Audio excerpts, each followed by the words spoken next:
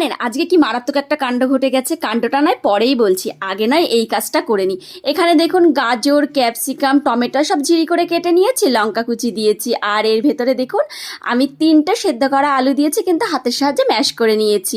আর এর ভেতরে আমি ধনে জিরের গুঁড়ো, লঙ্কা মানে লঙ্কা নয় চিলি ফ্লেক্স দিয়েছি, একটু চাট মশলা, নুন।